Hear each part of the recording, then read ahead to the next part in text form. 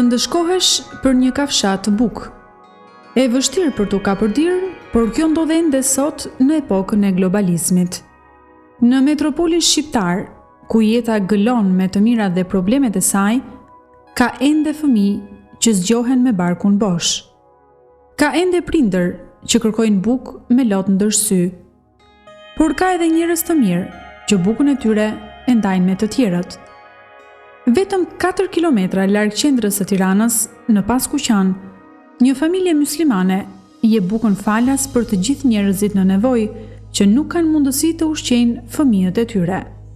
Historia e trisht e një banori të kësaj zone që u ndalua teksa tentonte të vidhte bukë për fëmijët, i preku pamas antarët e familjes Ahmati.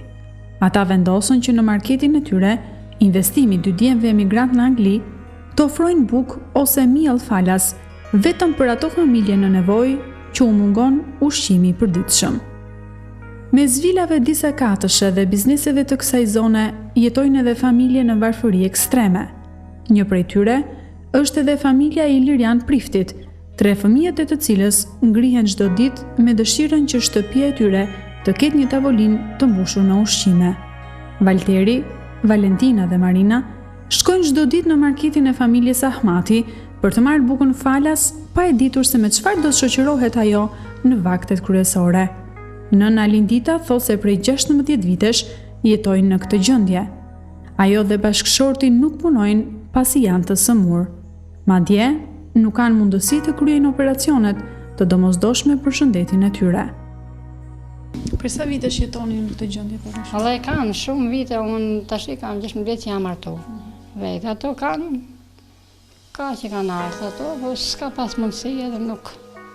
Nuk është e vështirë, bunri pashë syve kamën, në aksident vetë jam e smur, me qese. Më kanë thonë për operim, po nuk bëm do të operacion, se s'kam lek. S'qa me bo, nuk kalamet janë shumë më shumë. Bukën e merrni falas tek Po falas e marrim, se s'kemi mundësi, nuk e përballojmë me dosë shis, nuk e përballojmë me këto kushe që kemi ne, s'ka. Edhe unë s'kam ku të shkedhon për zotin, edhe kushtet janë të vështira, s'ka ardhur një kohë sot edhe ja, fëmija qajnë për bukë, duan bukë, edhe mu vje keq që unë qaj për vete, fëmijët kur i shoh fëmijët që me atë kushe që janë fëmija, unë qaj për vete se vje keq, unë s'kaj për vete bukë, ja le kalamajve se tanë fëmija dhe gjuna, vje i madhe thot mami du bukë. Që të bëjmë me mamë, delë për bidona, 2000 lek me për bidona, që të bëjmë për para me të 2000 lek. S'ka, vje shkaj të du bukë që janë, e bënë, qa me po. Ja kjo e madhe thot a mamë, vjem dreka thot du bukë që janë. Se në kopë do të barku me bukë. S'ka Po, ju del një bukë që e merr një falas atë pse? Nuk ha vetë. Nuk ha vetë, djele kalamajbe, nuk më del për. Nuk ha vetë, do të hanë kalamet, s'ka. Në të njëjtën gjendje jeton prej 14 vitesh edhe familja Osmani. Iqmeti dhe Suela, të vetmin burim fitimi, kanë shitjen e shisheve plastike. Përkohësisht, ata janë strehuar në shtëpinë e vëllait të Iqmetit, që për hir të së vërtetës i mungojnë edhe kushtet më minimale. I vetmi satisfaksion për ta është djali Orgiti, i cili pavarësisht kushteve të vështira ndjek rregullisht shkollën, duke arritur rezultate të mira në mësime. Si janë kushtet në shtëpinë tuaj? Ade vrej, si jam, jeta na ka lovi me pagure, nuk kemi lebër t'i fare, edhe ditat mezi, unë kam mezi po i lajt ato dritat. Mungesa e kushteve ekonomike ka bërë që ju edhe bukën ta merrni falas. Po, na kanë thënë, na kanë premtuar. Merrni çdo ditë? Jo, na ka pru i thes miell. Disa marrë këtë thesi mjeta, aj me sa ditë ta bukë, pasaj shopim mbrapa. Vallaj pos patëm një fandim, neve jemi shumë me probleme. Burin e kam të më shumë, unë jam 37 për ju. Qurin e kam më të bukë, sa të mbet quni. Sa mbet quni, kam bërë sytë. Këto gjena, kërkoj vetëm një fandim, se jam shumë me dopë. Kjo në kështë ime është kretë kurnatit, vetëm atë dhomë kam. Nuk e di, Zoti, në ndihmoftë. Edhe ati gjyta ja di për vëndej, në ka ndihmu, më ka promu ushqime, më ka ndihmu. Se mos kishim ata neve dhe ishim jeta me pagur me karocë nuk jetoj. Burin e ka pa punë. Janë rëstisin e smundje se tani jeta është jetë. Po, lekun se ke, asë që s'ke, lakë me lekun se ke me punëtoj. Olvion Memën e takojmë pranë marketit ku merr çdo ditë bukën falas.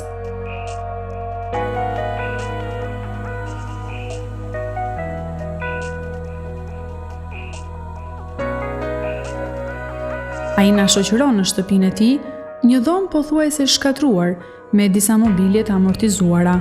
Është vetëm 9 vjeç dhe e kupton mjaft mirë varfërinë ekstreme në të cilën jeton çdo ditë familja e tij. Sa persona jeni ju në familjen tuaj? 5. Ku jetoni? Tu. Sa shohun kushtet në shtëpinë tënde nuk janë edhe aq të mira. Do doje që të kishe kushte më të mira, një televizor më të mirë për të parë televizor? Ta kisha një televizor plasëm, po t'ishte më i madh. Edhe më pëlqente. Ti e bën rrugën çdo ditë për në market për të marrë bukën falas? Po. Unë shkoj për ditë atje. Punojnë prindrit e tu? Po. Jo, nuk punojnë hiç, po sot shkun me kërku punë s'marrin. Po në darkë hajnë në çmendet. Po. Edhe me jep në unani. Po çfarë han zakonisht? Ha? Çfarë han? Sallat, grosh edhe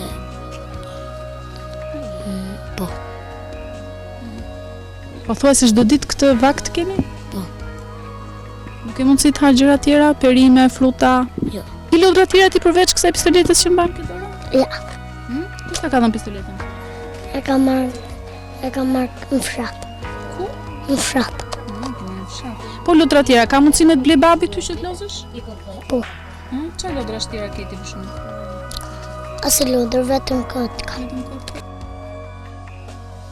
Gjyshja e Olvionit flet në mendrojtje për vështirësitë ekonomike. Ajo i trembet mentalitetit të fqinjëve dhe paragjykimeve të tyre. Ban ti fëmijët e gocës si? Po në vetë shketa po pa punë të kërku për punë, ma mu më karti këtu i biu, nëse ti majnë 70.000 lekë të më të burët kam në rritë.